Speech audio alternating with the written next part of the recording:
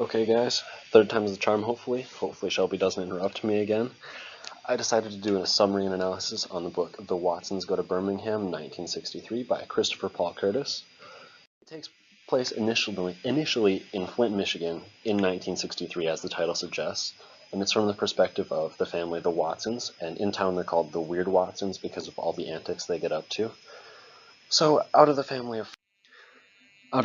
we've got the mom, Wylona. She's originally from Birmingham, and repeatedly throughout the winter she states that she hates the cold and that she misses that part about Birmingham.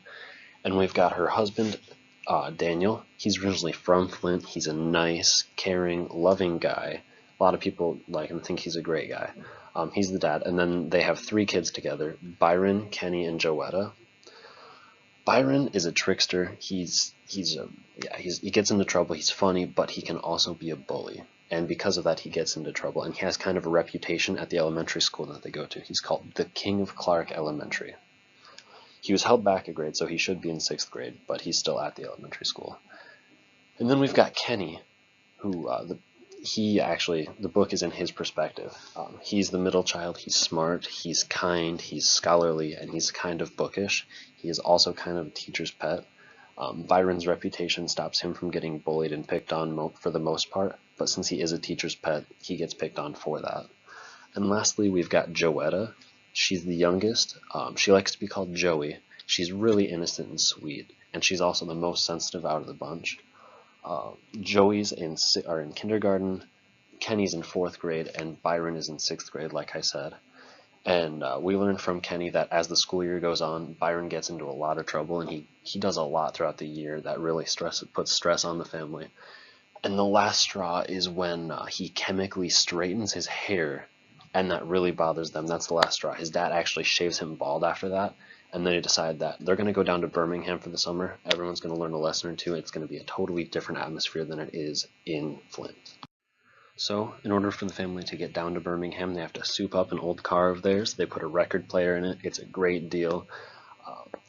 It's described as a shiny poop on wheels, but they do love the fact that the record player is in there. And their mother has this trip planned down to a T. She knows where they're going to stay, what's going to happen, when it's going to happen. But Daniel, the father, decides to just drive through the night, get there as quick as possible. And when they get down there, they're greeted by Wylona, the mother's mother, so the kid's grandmother. And she's this small old woman, and you learn about her.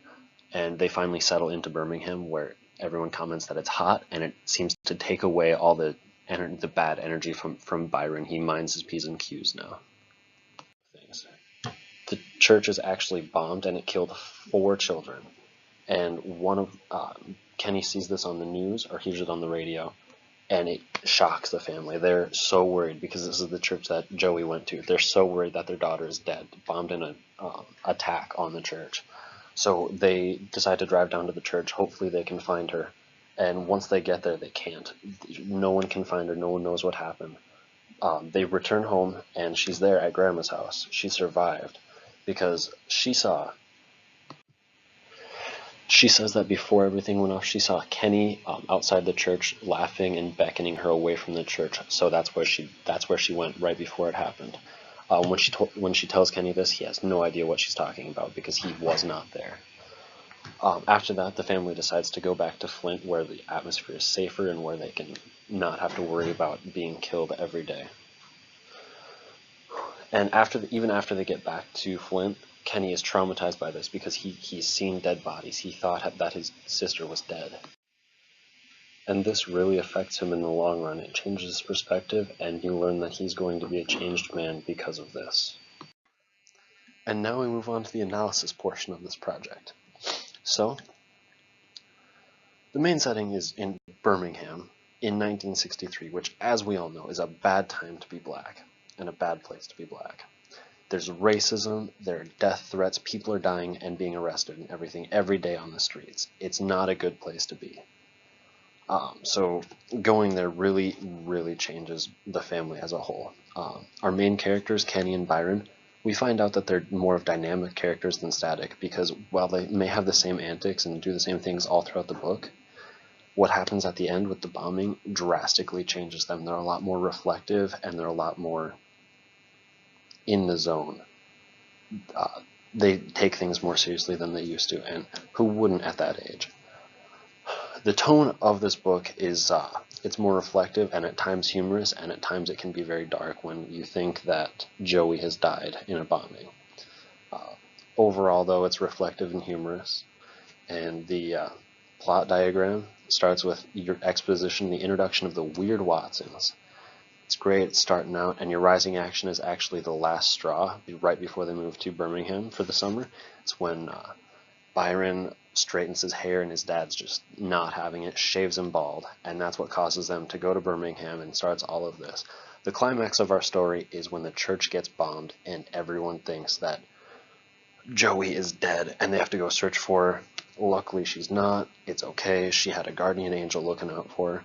Our following action is when the family goes back to Flint and everyone is still freaked out. They can't believe that this happened. There was a bombing.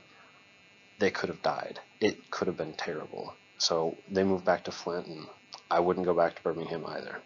A resolution is that after enough time passes, they realize that it worked out. Everyone's safe, and they all learned a valuable lesson from this. And it's just the whole family learns something, and the main idea is that they're okay, and that's what matters.